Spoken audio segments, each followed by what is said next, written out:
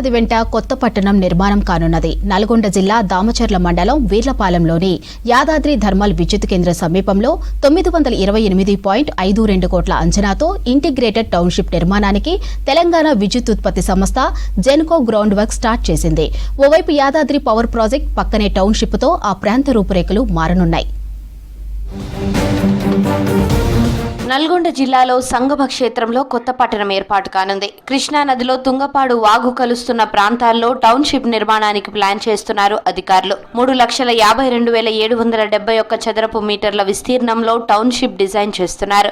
2,21,903 చదరపు మీటర్ల విస్తీర్ణంలో ఇండ్ల నిర్మాణానికి లేఅవుట్ తయారు చేశారు. 75,185 చదరపు మీటర్ల విస్తీర్ణంలో పార్కులు, మొక్కల పెంపకం, మరో 55,682 చదరపు మీటర్లలో రోడ్లు, ఇతర సదుపాయాలు ఏర్పాటు చేసేందుకు ప్రణాళికలు సిద్ధం చేశారు అధికారులు.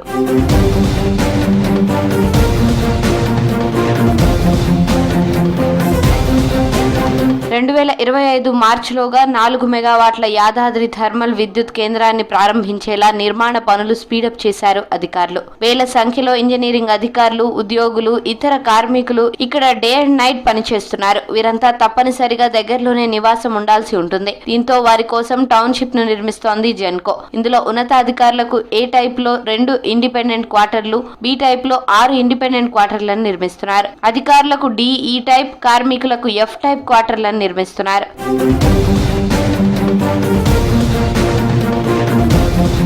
టౌన్షిప్ లో 11 అంతస్తుల్లో భవనాలు నిర్మిస్తోంది జెన్కో. డిఈ టైప్ క్వార్టర్లలో 2 భవనాల్లో 360 చొప్పున ఫ్లాట్లు నిర్మించనున్నట్లు తెలిపారు అధికారులు. ఎఫ్ టైప్ క్వార్టర్లలో 1,350 ఫ్లాట్లు కలిపి మొత్తం 2,970 ఫ్లాట్లు నిర్మించనున్నట్లు చెప్పారు. ఉద్యోగులకు సకల సదుపాయాలతో టౌన్షిప్ నిర్మాణం ఉంటుందని తెలిపారు చీఫ్ ఇంజనీర్ సమ్మయ్య. ఆల్రెడీ ఒక township SE and CE quarters అయిపోయినాయి. మేము ఆల్రెడీ అక్కడ అందులోనే ఉంటున్నాము. Plus DE type quarter 12 floors 72 quarters కన్స్ట్రక్షన్లో ఉంది సార్. ఇప్పటికీ 9 ఫ్లోర్స్ అయిపోయినాయి.